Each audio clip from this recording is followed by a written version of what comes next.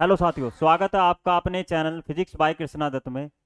तो आज मैं लेकर आया हूँ आपके सामने विराम चिन्ह की क्लास। इससे पहले मैं आपके सामने लेकर आया था स्वर की, और 2 क्लास व्यंजन की हो चुकी है। ठीक बच्चों, मैंने स्वर को बहुत ही अच्छे तरीके से बताया आपको, और उसका कॉन्सेप्ट बताया, और क्लास उसके मतलब क्वेश्चन लगवाए हैं। ठीक बच्चों, और ऐसे ही मैंने व्यंजन के बारे में बताया था, उसका कॉन्सेप्ट करवाया, फिर उसके क्वेश्चंस लगवाए। वे जो मैंने क्वेश्चंस लगवाए हैं, वे क्वेश्चन लेके बेसिक टू हाई है। मतलब UP triple S C exam में पूछे हुए क्वेश्चन हैं। UP triple S C exam में मतलब कि पूछे जो क्वेश्चन वे होते हैं जो हाई लेवल के होते हैं। ठीक, मतलब कि उन क्वेश्चनों में वे भी थे जो बीएड में आए हुए क्वेश्चंस हैं, वीडियो में आए हुए क्वेश्चंस हैं, लेखपाल में आए हुए क्वेश्चंस हैं, यूपी पुलिस में आए हुए क्वेश्चंस भी थे। ठीक है। ठीक बच्चों, आज हम लेकर आए हैं आपके सामने विराम चिन्ह की क्लास। इसमें मैं आपको बताऊंगा कि विराम चिन्ह होता क्या है। आपके सामने दिख रहा होगा, शीर्षक भी लिखा है विराम चिन्ह बाय एन के सर। ठीक, आज बताते हैं हम आपको विराम चिन्ह के बारे में। विराम चिन्ह होता क्या होता है? विराम का मतलब होता है ठहराव, मतलब एक रुकना। कहते हैं ना कि भाई मान लो एक व्यक्ति काम कर रहा है, 6 घंटे से काम कर रहा है, 8 घंटे से काम कर रहा है, उसको आराम की जरूरत है, तो कहा जाता है कि भैया थोड़ा सा विराम ले ले, आराम कर ले। तो वो ही विराम चिन्ह है, वो ही विराम करना विराम चिन्ह में आ जाता है। तो स्टार्ट करते हैं विराम के बारे में। विराम चिन्ह स्टार्ट करेंगे।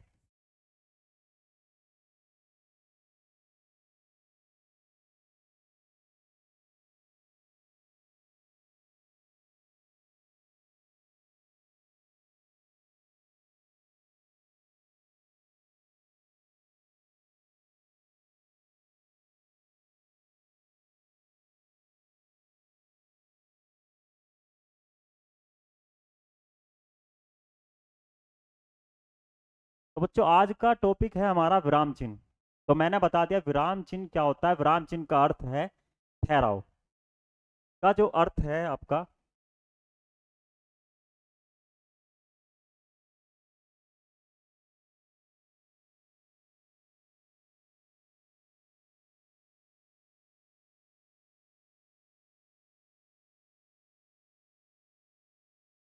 क्या रुकना।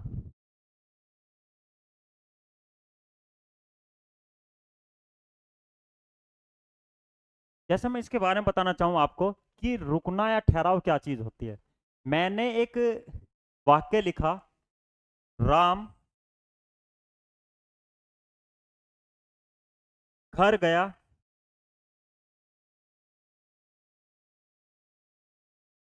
ठीक, राम घर गया, उसके बाद उसने खाना खाया, ठीक, उसके बाद उसने खाना खाया। और मैंने मतलब कि वाक्य जोड़ना स्टार्ट कर दिया कि कहाँ कहाँ पर कौन कौन सा चिन्ह लग रहा है। तो यहाँ पर जो चिन्ह यूज होते हैं ना, यहाँ पर जो चिन्ह यूज होते हैं, जैसे मेरा नाम नितेश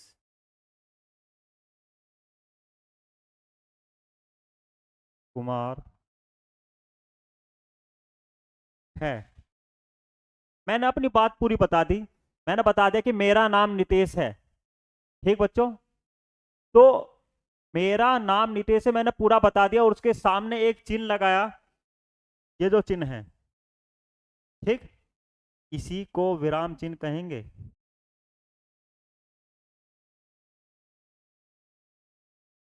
ये जो चिन्ह है ना बच्चों, यही है विराम चिन्ह।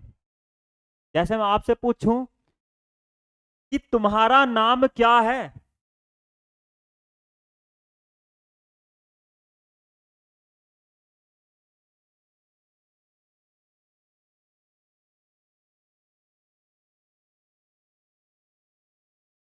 तो बच्चों तुम्हारा नाम क्या है, तो मैंने क्या कहा, आपसे पूछा, प्रश्न करा एक कि भाई तुम्हारा नाम क्या है, तुम कौन हो। मैंने एक प्रश्न पूछा, और प्रश्न पूछने के बाद वो जो वाक्य बना, उसके पीछे एक चिन्ह लगता है ऐसे, आपने देखा होगा। तो यही है विराम चिन्ह की श्रेणी में आते हैं। ठीक है, इन्हें प्रश्नवाचक चिन्ह कहते हैं। तो आज मैं इनके बारे में पढ़ाऊंगा। ठीक है ना, ये क्या होते हैं, कितने प्रकार के होते हैं, क्या चीज होती है, इनके बारे में कहाँ पर कैसे लगता है, इसके क्वेश्चंस भी लेकर आया हूं मैं। ठीक है, तो स्टार्ट करते हैं हम।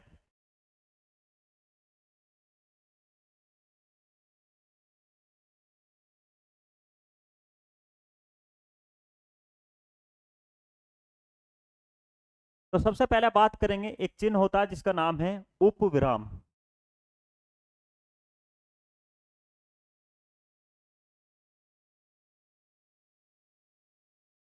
ठीक बच्चों, इसको हम विसर्ग भी कहते हैं।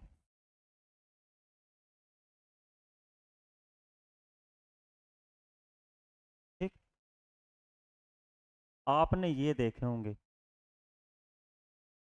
ठीक, विसर्ग जो लगे होते हैं।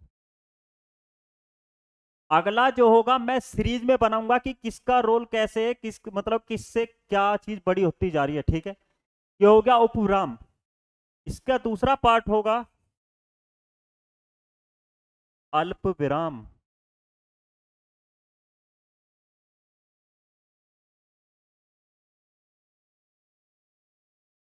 ठीक बच्चों, इसमें क्या आपने कोमा लगा देखा होगा। ठीक, इसको कहते हैं अल्प विराम। ठीक, इसका जस्ट यदि मैं इसके ऊपर पॉइंट लगा दूं, सीरीज में चल रहे हैं बच्चों, ये याद करने का तरीका है एक। नहीं तो सीधा क्या होते हैं बच्चे, क्या करते हैं, बुक ले आते हैं और उसमें क्या करते हैं, उसको रटते हैं। तो मैं आपको एक तरीका बता रहा हूँ कैसे हम सीरीज में पढ़ेंगे और आसानी से याद हो जाएगा। ठीक, तो लिख रहा है उप विराम को हम विसर्ग भी कह सकते हैं और ऐसे लगे होते हैं। अल्प विराम का मतलब है कोमा लगना, जिसको आप कोमा कह देते हो। ठीक, इसके बाद में जो आता है अर्ध विराम।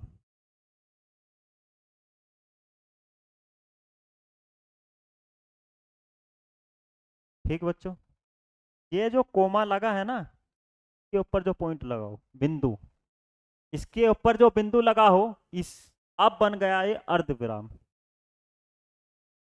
यदि मैं इस सीधा डंडा खींच दूं, तो अब बन जाएगा ये पूर्ण विराम।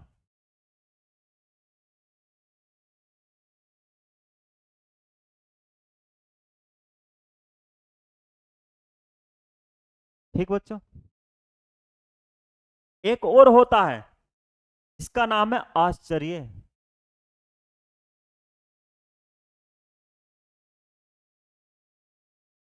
इसको हम विस्मयादि भी कह सकते हैं।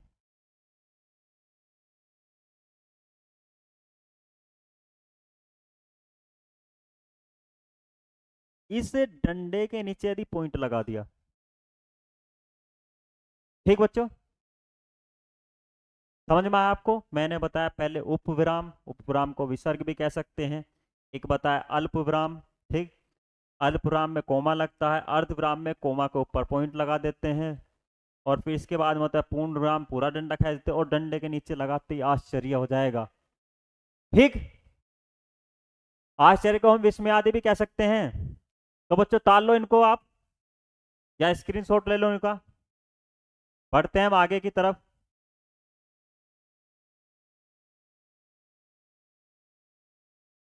हो गया बच्चों, चलो चलते हैं।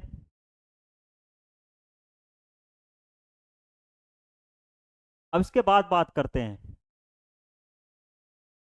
कि और क्या तरीका, मतलब और कौन कौन से चिन्ह होते हैं। आप जानते तो हो उनको, और उनका नाम में भूल जाते हो, क्योंकि आपके डेली लाइफ में भी दिख जाते हैं कभी ना कभी। जैसे मैं बताऊं आपको, एक होता है कोष्टक।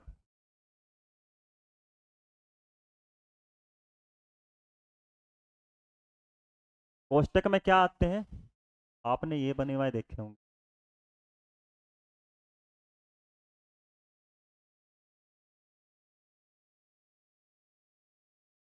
ठीक, ये कोष्टक होगा। एक होता है लोप चिन्ह। ठीक बच्चों, क्या होता है, लोप चिन्ह।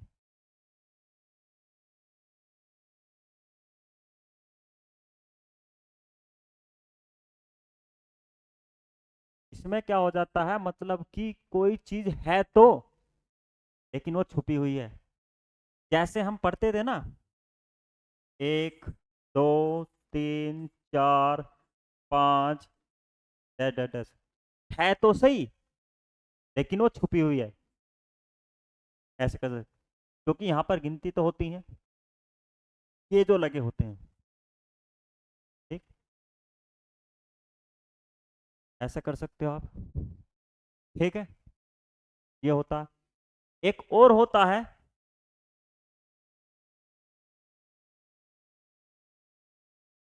जिसको कहते हैं अवतरण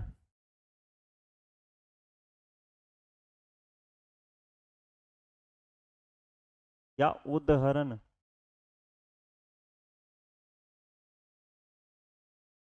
चिन्ह। ये आपका क्या हो, ऐसे लगा होगा। ठीक, अवतरण या उदाहरण। एक होता आपका विवरण।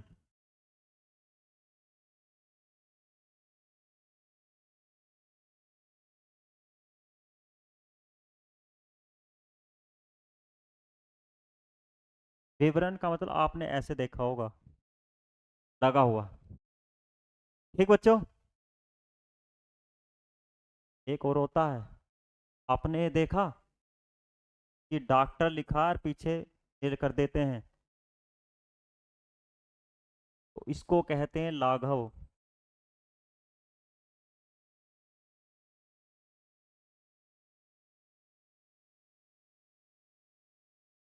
ये आपका होगा लाघव। ठीक बच्चों, मान लो आप इन्हें।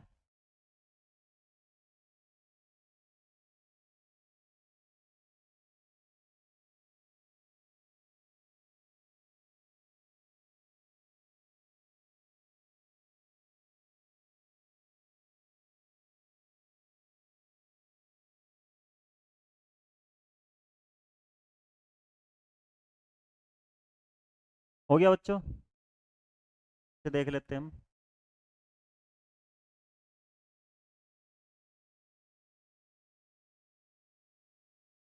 एक होता आपका तुल्यता बोधक।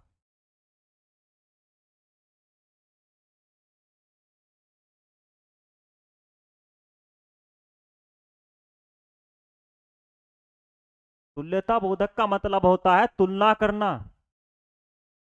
करते थे नहीं, इसकी तुलना इससे कर दें, मैथ में करते हैं, बराबर कह देते हैं इसको, तो यही तुल्यता बोधक होता है।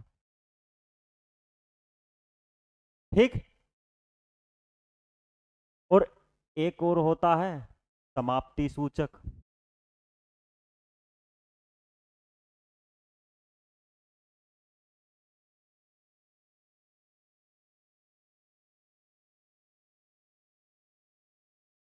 ये ऐसे लगे होते हैं।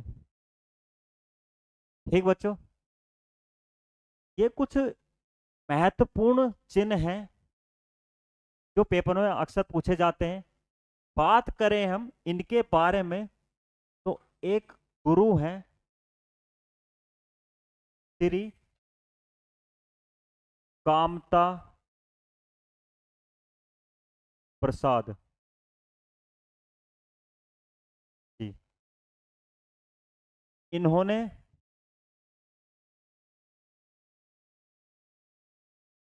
विराम चिन्ह की संख्या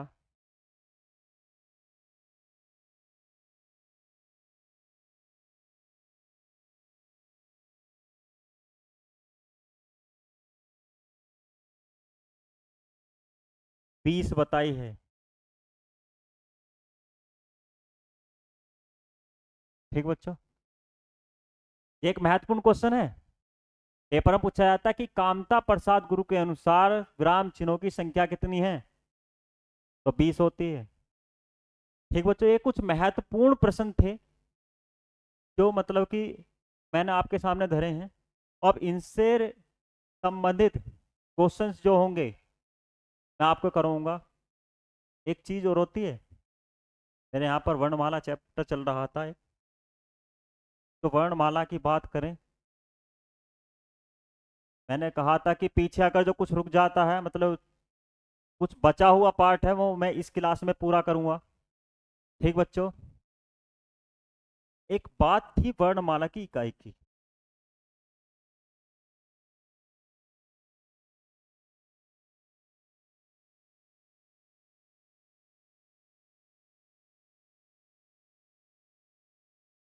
इकाई की, अब इकाई से पहले मैं आपको एक चीज समझाना चाहता हूँ कि आप यदि कहीं दुकान पर जाते हो, ठीक, तो उससे जाके पूछते हो कि भैया 1 किलो चीनी दे दो।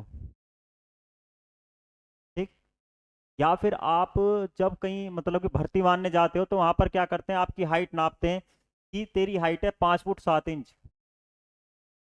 ठीक, या फिर हम दौड़ मारने जाते हैं तो वहां पर देखते हैं कि कितने किलोमीटर जाना है भैया, 4800 मीटर जाना है।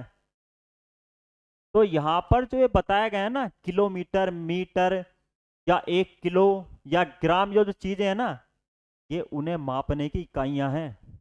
ऐसे ही वर्णमाला को मापने की एक इकाई होती है, उनके बारे में जानेंगे हम। बात करें इसकी सबसे बड़ी इकाई की, बड़ी से छोटी की तरफ चलेंगे, ये जो होगी आपकी वाक्य है। अब इन्हें समझें कैसे, मतलब होती कैसे कैसे हैं, पता भी तो चले होती कैसे। जैसे मैंने एक लिखा वाक्य कि राम पुस्तक पढ़ता है। ठीक बच्चों, आपके सामने एक वाक्य लिखा मैंने, राम पुस्तक पढ़ता है। अब ये जो वाक्य लिखा है मैंने, आप बुक पढ़ते हो कि राम ने पुस्तक पढ़ी, पुस्तक पढ़ने के बाद में वह खेलने गया। ठीक, खेल के आके वो काम करने लगा, फिर वो सो गया, मतलब कि एक पूरी कहानी लिख दी जाती है, एक चैप्टर तैयार हो जाता है। ऐसी कई सारे चैप्टर जोड़कर एक बुक बन जाती है। लेकिन वो जो बुक बनी है ना, वो वाक्यों को जोड़ जोड़कर एक चैप्टर बनाया गया, चैप्टर से बुक बनाई गई है।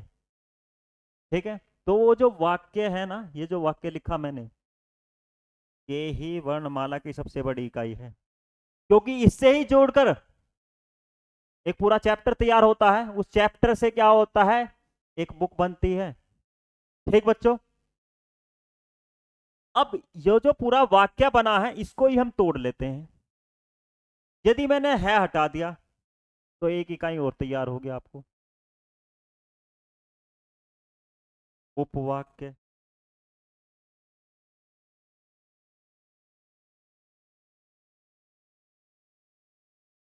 ठीक बच्चों, फिर यदि मैं बात करूं, एक होगा आपका पद, एक होगा आपका शब्द, और जो लास्ट होगा ना, इसे कहेंगे वर्ण। या इससे पहले एक चीज और लिख देता हूं मैं, यहाँ से क्वेश्चन आ जाता है, जैसे मैंने क्वेश्चन लगवाए थे आपके, एक और लगा सकते हो आप, अक्षर लिख सकते हो। फिर लिख सकते हो वर्ण,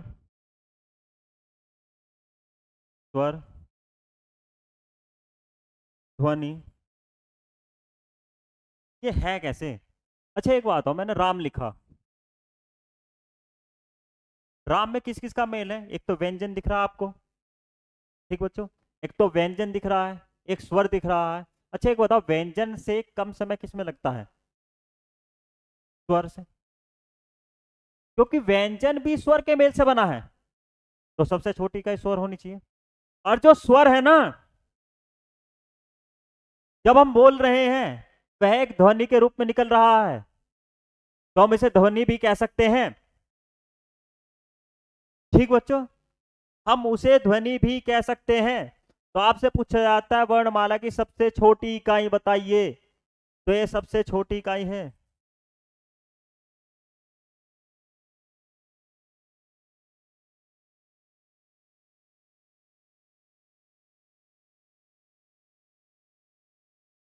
ठीक बच्चों, और ये सबसे बड़ी इकाई है। तो ये जो हुआ ना, रे, ठीक, आ, मैं, जो एक मात्रा है, स्वर। एक क्वेश्चन और आता है यहां से, कि भैया इनका वर्ण विच्छेद कीजिए, तो मैं इनका वर्ण विच्छेद करना बताऊंगा। वर्ण विच्छेद कैसे होता है, वर्ण विच्छेद भी सीखेंगे। यहां से क्वेश्चन पूछा जाता है,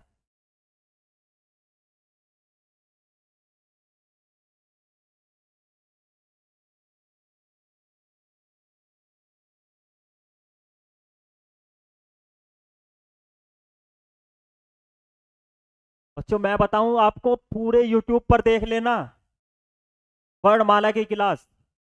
ये जो टॉपिक मैंने एडवांस कराए हैं ना, ये कोई करवाता नहीं है, और मैं आपको ये चीजें फ्री दे रहा हूं, बिल्कुल फ्री। वर्ण विच्छेद जैसी चीजें बताते ही नहीं है।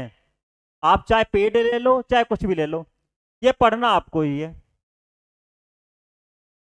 वर्ण विच्छेद क्या होता है, जैसे आप पढ़ते हो ना संधि विच्छेद, मतलब कि शब्दों को तोड़ना, टूटे हुए शब्दों को जोड़ना, तो इसी तरीके से होता है वर्णों का विच्छेद। कैसे, मैंने एक शब्द लिखा राम, ठीक बच्चों। अच्छा जो राम है ना, यदि मैं इसे अलग करूं, बिगर स्वर के बनाऊं, क्योंकि ये व्यंजन है। राम क्या है, व्यंजन है। ठीक बच्चों, समझ में आ रहा है ना? कमेंट करें जरा इसके, हाँ लिखे। ठीक है, देखते। राम में जो रे है ना, ये व्यंजन है। मुझको इसको और तोड़ना है, तोड़ना है इसका मतलब स्वर रहित करना है, तो मैं इसमें नीचे हलंत लगा दूंगा, प्लस कर दूंगा। रे के पीछे किसका साउंड आ रहा है, रे, ए का साउंड आ रहा है। भाई मैंने बोला रे, ए का साउंड आया, वो ए जो है ना वही तो स्वर है, तो मैंने इससे ए हटाया, तो ए हट गया। अब लग रहा है आ, तो आ मिल गया, ठीक, प्लस। अब बात करते हैं मैं की, मैं लिखा मैंने। अब मैं से ही मुझे स्वर हटाना है, तो मैं जो बोलना जा रहा है ना, मैं के पीछे ए का साउंड आ रहा है, ए की जो ध्वनि आ रही है ना वो मुझको अलग करनी है, तो मैं क्या करूंगा, इसे स्वर रहित बना दूं और पीछे लगा दूंगा ए। ठीक बच्चों, तो इसका हो गया वर्ण विच्छेद। एक दो और देख लेते हैं हम, जिससे कि आप क्वेश्चन लगा सको। क्वेश्चन भी है मेरे पास इसके, एक और देख लेते हैं।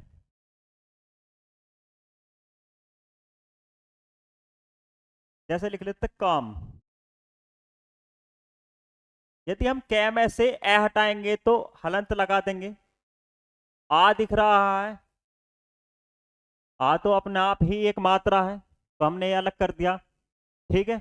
लेकिन इसको हटाएंगे, इसका तो ए लगाना था अभी हमें, ठीक बच्चों, क्योंकि कै अब हो गया स्वर रहित, ठीक, कैब स्वर रहित हो गया, हलंत लग तो ए इसका यहां पर आ गया, आ लिख रहा है, आ लगा दिया, प्लस मैं है, और मैं को स्वर रहित कर दो, ये हो गया वर्ण विच्छेद।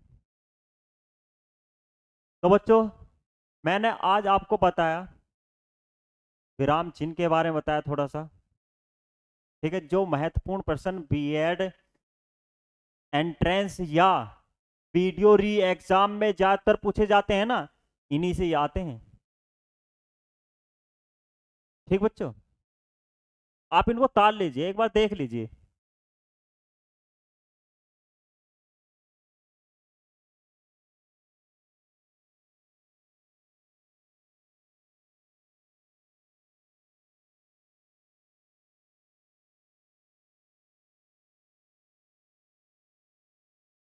चलो बच्चों, हो गया होगा। अब देखते हैं हम प्रश्न की तरफ। अब सामने अब क्या आ गया है प्रश्न, अब बच्चों इसका जवाब दो। आपने कॉन्सेप्ट उतारा, मैंने पढ़ा दिया, आपने नोट्स में ताल लिया होगा। और बच्चों रोज नोट्स बनाओ, ज्यादा देर नहीं पढ़ाता हूं मैं कॉन्सेप्ट, मुश्किल से मुश्किल 10 मिनट पढ़ाता हूं, और उसी कॉन्सेप्ट पर आधारित मैं क्वेश्चन लगवा देता हूं जो एग्जाम में आए हुए हैं। ऐसा तो कोई पढ़ाएगा ही नहीं, आपको क्या करेंगे, आएंगे वर्णमाला पढ़ा देंगे, छोटा छोटा टॉपिक पढ़ाएंगे और चले जाएंगे। लेकिन मैं आपको वर्णमाला के भी सारे टॉपिक क्लियर करा रहा हूं।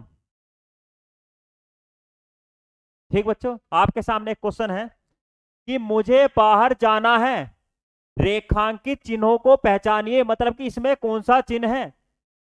तो आप देखो बच्चों, यहां पर एक चिन्ह लग रहा है,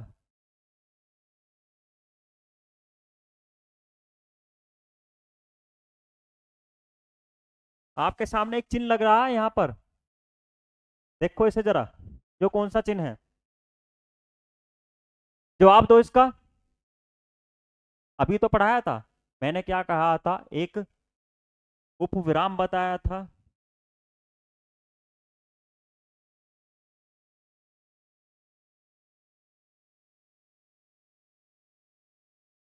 ठीक, एक अल्प विराम बताया था, एक अर्ध विराम बताया था, और एक पूरा डंडा खींच दिया था, पूर्ण विराम बताया था, और डंडे के नीचे पॉइंट लगा दिया तो आश्चर्य बताया था। याद आया? तो इसका आंसर क्या हो जाएगा? पूर्ण विराम। ठीक बच्चों, चलते हैं हम प्रश्न की तरफ। प्रश्न क्या कहता है? कहता है कि दो विपरीतार्थक शब्दों के बीच कौन सा विराम चिन्ह होता है? विपरीतार्थक। बच्चों मैं इसके बारे में बताना चाहूं, विपरीतार्थक मतलब कि आज और कल, ठीक है, इनके बीच में ऐसा चिन्ह लगा हुआ देखा होगा आपने। इसकी बात करूं तो मैं इसे कहते हैं योजक चिन्ह।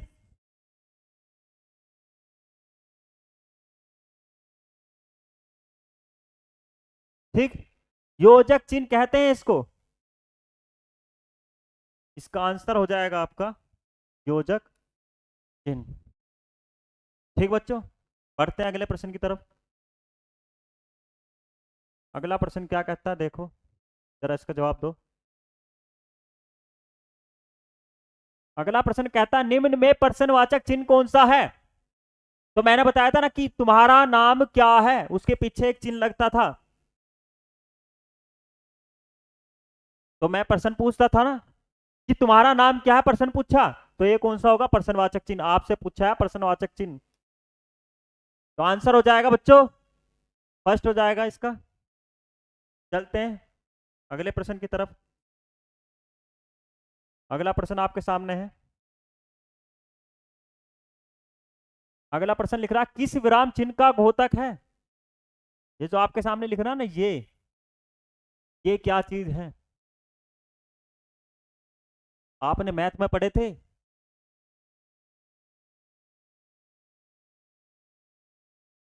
क्या कहते हैं इनको? याद करो सब, कमेंट करो। हाँ सही कहते हो, इसको कोष्टक कहते हैं।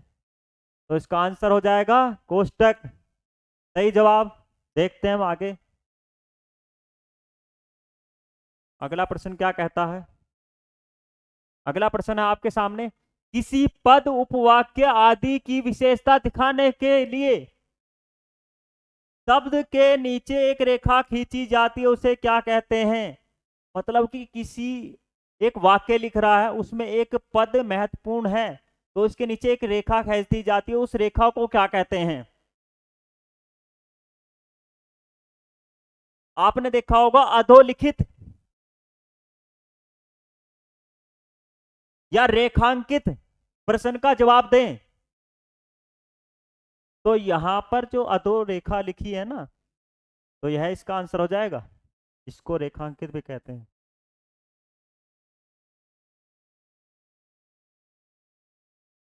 ठीक बच्चों, बढ़ते हैं अगले प्रश्न की तरफ।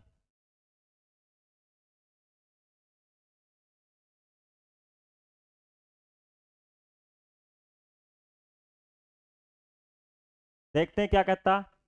ये कुछ वर्णमाला के प्रश्न हैं, जो कुछ उस रह गए थे, या कुछ अभी कुछ महत्वपूर्ण बिंदु है, ये इसलिए लेकर आया हूं मैं, जिससे कि बच्चे भूले नहीं। कि मैंने 3 क्लास ले चुका हूं स्वर की और 2 व्यंजन की, तो अब मैं देखना चाहता हूं कि बच्चों के याद है या नहीं है। ठीक बच्चों, जवाब दो, अब तो इनका जवाब दे दो, अब तो याद होंगे। हिंदी में ध्वनियां कितने प्रकार की होती है बताया था, ध्वनि को वर्ण कहते हैं। वर्ण दो प्रकार के होते हैं, स्वर और व्यंजन। तो इसका आंसर क्या हो जाएगा? ए आंसर हो जाएगा, दो प्रकार के होते हैं। अगला प्रश्न क्या कहते हैं? दो बच्चों इनका जवाब दो, जल्दी जल्दी जवाब दो, क्योंकि ये तो मैं पढ़ा चुका हूं। निम्न में से कौन सा स्वर का वर्गीकरण नहीं है, मतलब कौन सा स्वर का वर्गीकरण नहीं है? मैंने स्वर का वर्गीकरण किया था, विभाजन मात्रा के आधार पर करा था, ओष्ठ के आधार पर करा था, सजातीय बताए थे, संधि बताए थे जिनको संयुक्त कह देते हैं, दीर्घ बताए थे, मूल बताए थे। तो आपके सामने लिख रहा है, मैं ये बता चुका हूं, हर्ष हो गया, प्लुत बता दिया था मैंने, संयुक्त बता दिया था, क्या द्वित बताया मैंने? तो यही नहीं है इसका आंसर। बढ़ते हैं अगले प्रश्न की तरफ।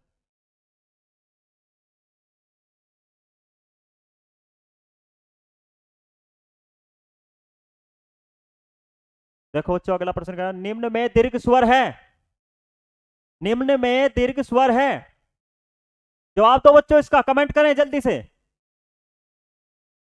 आंसर आने स्टार्ट हो गए, जवाब दो जल्दी से। दीर्घ स्वर है, दीर्घ स्वर याद करो, बताए थे मैंने। आ,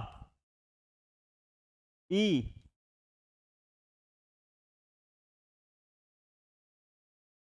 ऊ,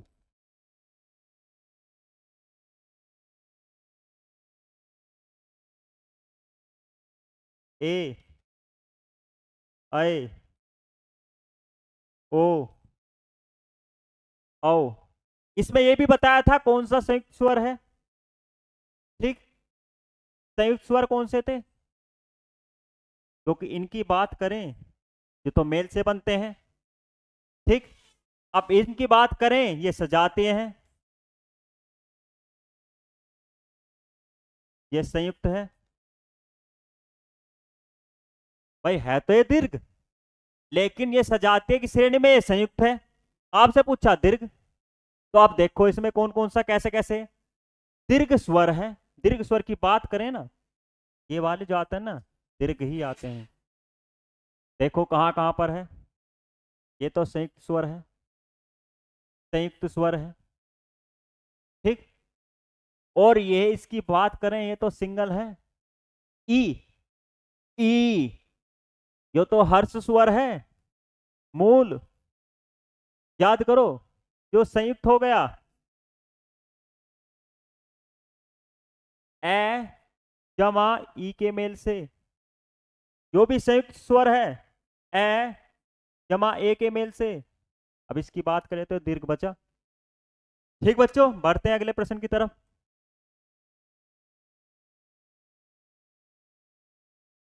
अगला प्रश्न क्या कहता है कि निम्न में कौन सा घोष वर्ण है? बच्चों आज ये वर्णमाला की अगली लास्ट क्लास है, इससे आगे हम अगला चैप्टर स्टार्ट करेंगे। इनका जवाब दे जल्दी से। अब मैं पूरा बहुत अच्छे तरीके से कॉन्सेप्ट बता चुका हूं, स्वर बता चुका हूं, व्यंजन बता चुका हूं, पूरा वर्णमाला के क्वेश्चन लगा चुका हूं। ऐसा पूरे यूट्यूब पर कहीं नहीं मिलेगा, और नहीं करवाएंगे, नहीं पेड में करवाने के वे, लेकिन हम करवा रहे हैं फ्री। जो पेड में भी नहीं करवाते ना, वो हम फ्री करा देते हैं, जिससे कि आपको पता चले कि हिंदी है क्या चीज। हिंदी का पढ़ने का तरीका यही होता है, हम आपको फ्री दे रहे हैं, ठीक है ना? बच्चों इस क्लास को अपने दोस्तों के पास, अपने सगे संबंधियों के पास भेजें, जिससे कि वह लाभ उठा सकें। फ्री में ये सारी चीजें मिल रही हैं। तो बच्चों इसका जवाब दो। घोषवर्ण, घोषवर्ण बताया था मैंने, घोषवर्ण दो भागों में बांटे थे, एक अघोष था, याद करो, एक था सघोष, ठीक, जिसको हम घोष भी कह सकते थे। और इसके बारे में बताया था, शुरू की जी दो लाइन थी, पहली और दूसरी, प्लस गोली।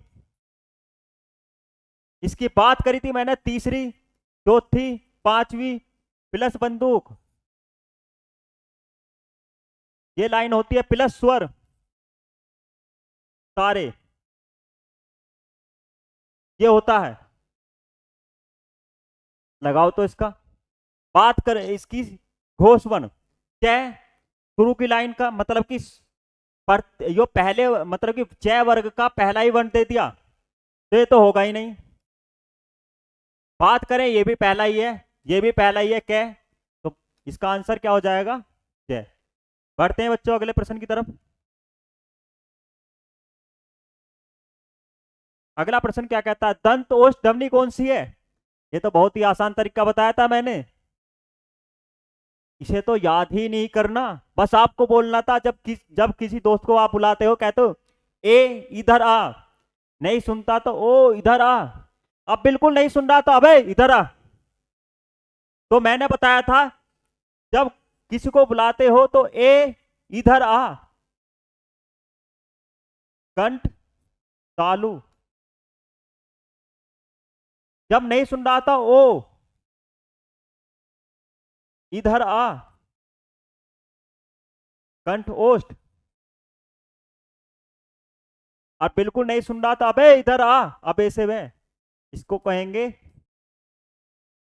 दंत ओष्ठ। ठीक बच्चों, और इसमें एक और होगा, इसका नाम है फै। तो आंसर क्या हो जाएगा इसमें? लेकिन यहाँ पर फै भी दे रखा है, यहाँ पर ये अपवाद दे दिया, तो यहाँ इसका आंसर क्या हो जाएगा? वह भी है और फै भी है। ठीक बच्चों, लेकिन इसमें जो पहला जो सजेशन देना है ना, आपको वह देना है। ठीक बच्चों, बढ़ते हैं अगले प्रश्न की तरफ।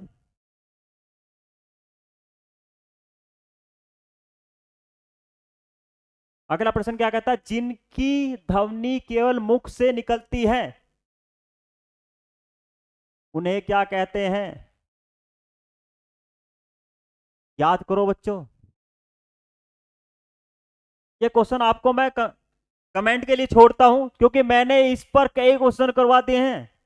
आप इसका जवाब लास्ट में देना है कमेंट करके। देखेंगे हम कि कितने बच्चे देख रहे हैं इस क्वेश्चन को, इस वीडियो को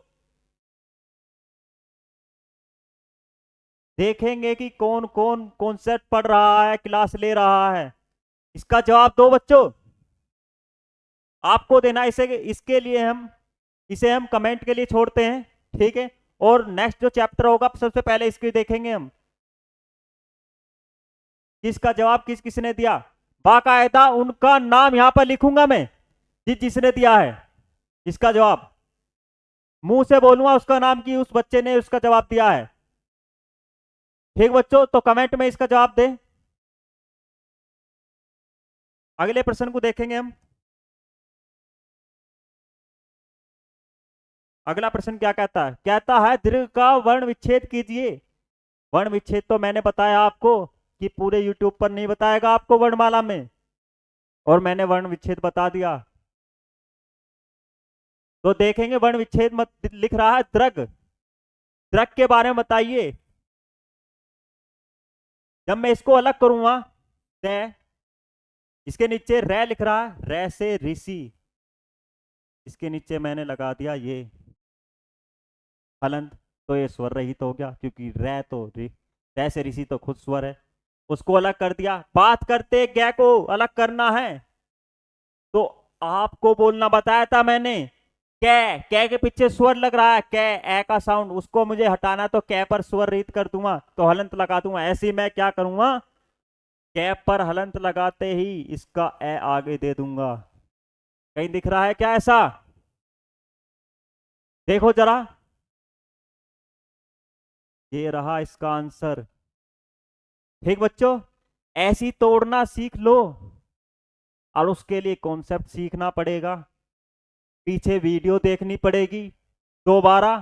तो बच्चों एक बार, दो बार, तीन बार, जितनी बार हो सके देखो, ज्यादा देर की नहीं है, मुश्किल से 5 मिनट की है कॉन्सेप्ट। अगले प्रश्न पर पढ़ेंगे।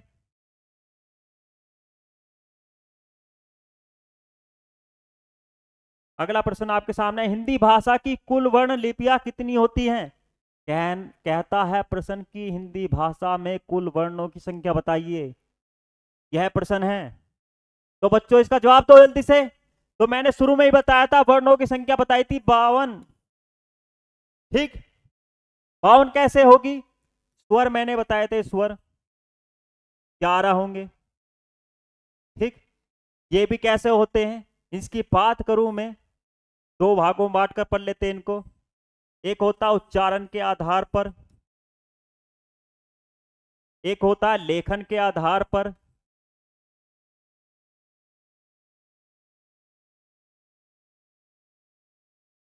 लेखन की बात करें तो 11 होते हैं, उच्चारण की बात करें तो 10 होते हैं।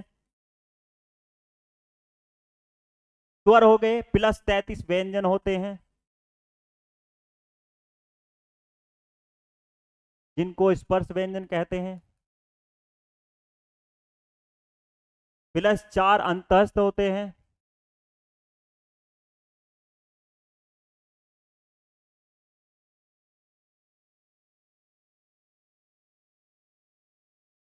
प्लस 4 ऊष्म होते हैं।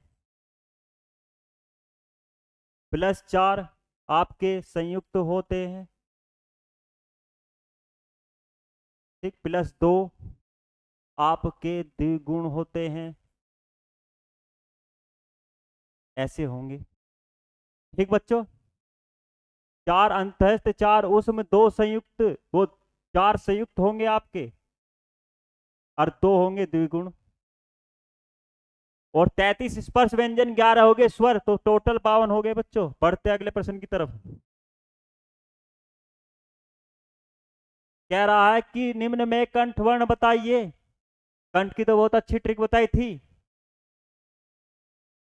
कि कौवा उड़ा चोंच में विष लेकर और व्यक्ति के कंठ पर मारा, आवाज आई आ। जब आपके कंठ पर यहां पर कुछ लगेगा ना, आवाज आएगी आ।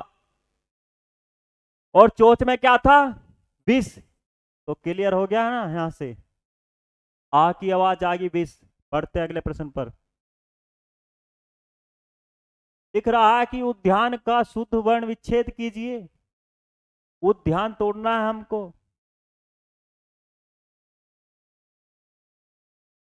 देख लो बच्चों, ऊ को तोड़ना भी बहुत आसान होता है यदि आप सोचोगे तो। ऑप्शन से तोड़ो। क्या यहां पर ऊ है? नहीं है। बात करते हैं यहां पर, ये 3 है। अब 3 में से कौन सा होगा? अब देखो, ऊ तो सारे में है, तय भी सारे में है। ये नहीं होगा क्योंकि यह के बाद में ए का साउंड आ रहा है। हलंत लगाना है मुझको क्योंकि ए हटाना है, ये नहीं होगा। अब इनकी बात करते हैं, इसमें भी नहीं है, तो आंसर क्या होगा? डी आंसर हो जाएगा। ठीक बच्चों, ऊ दे ये न ऐसे करते हैं। यदि आपको कॉन्सेप्ट आ जाता है ना, तो ऑप्शन से भी आप आंसर निकाल लोगे। पर इसके लिए आपको कॉन्सेप्ट सीखना पड़ेगा बच्चों। उसके लिए हमारी वीडियो देखनी पड़ेगी। यदि किसी ने नहीं देखे तो पीछे जाके हमारी स्वर की और व्यंजन की वीडियो देखें। ज्यादा देर की नहीं है। आप क्या कर सकते हो, कॉन्सेप्ट सीख सकते हो। 2 गुना स्पीड बढ़ाकर आप उसकी क्या कर सकते हो, क्वेश्चन लगा सकते हो, आपका रिवीजन हो जाएगा। नोट्स बना लो उसके। ये बहुत काम आने आने वाले हैं आपके आगे इस वाले समय के लिए, क्योंकि आगे आगे बहुत सारे एग्जाम आ रहे हैं। एसएससी जीडी आ रहा है आपके सामने, वीडियो आ रहा है, लेखपाल आ रहा है, यूपी पुलिस आ रहा है, अभी जस्ट करंट में चल रहा है आपका बीएड एंट्रेंस चल रहा है, और री एग्जाम आ रहा है। तो बच्चों नोट्स बना लो और इनका रिवीजन करो, रोज रिवीजन।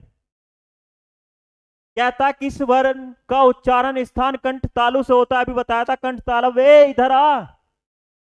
तो ए कहां पर है? ये रहा। बढ़ते अगले प्रश्न पर।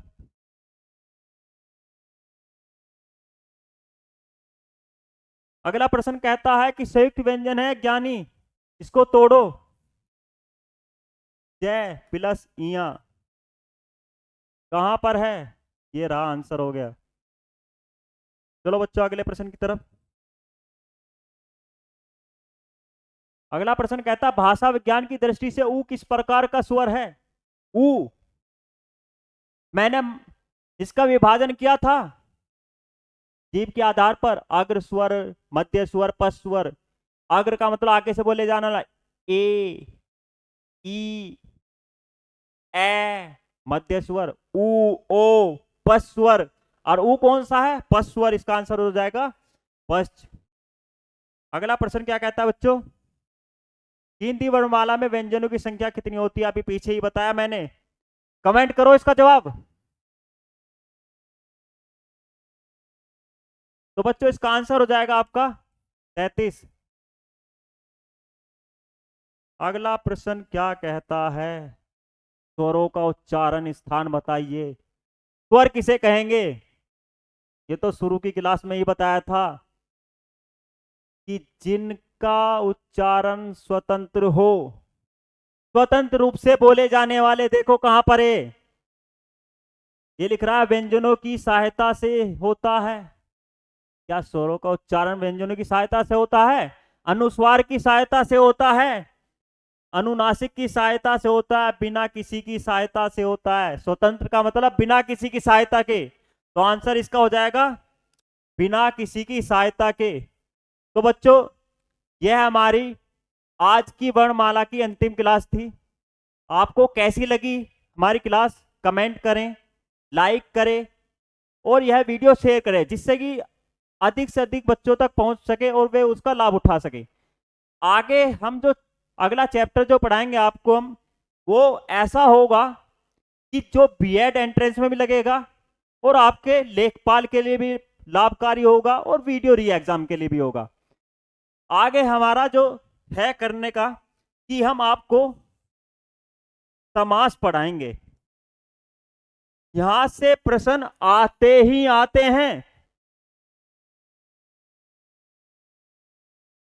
और यूपी के तो हर एग्जाम में आएंगे ही आएंगे। आप पुराना पेपर उठा के देख लो, बिल्कुल मिलते हैं यहां से प्रश्न। ठीक बच्चों, और इसकी तो मैं ट्रिक लेके आऊंगा, आपको कुछ याद भी करना नहीं होगा, बस आपको एक बार पढ़ना होगा। दिख गया आंसर, अवयवी भाव समास, तत्पुरुष समास, क्योंकि इसकी तो बहुत अच्छी ट्रिक है मेरे पास, पूरे यूट्यूब चैनल पर कहीं नहीं मिलने की, क्योंकि ये मेरी अपनी बनाई गई है। ठीक बच्चों, तो इस वीडियो को शेयर करें, कमेंट करें और क्वेश्चनों का जवाब देते रहें। जो मैंने क्वेश्चन छोड़ा है उसका भी कमेंट में जवाब दे, जिससे कि मैं अगली वीडियो में उस बच्चे का नाम लूं जो जवाब दे रहा है, उन बच्चों का नाम लिखूंगा। ठीक बच्चों, तो देते हैं हम आज की क्लास को विराम। धन्यवाद।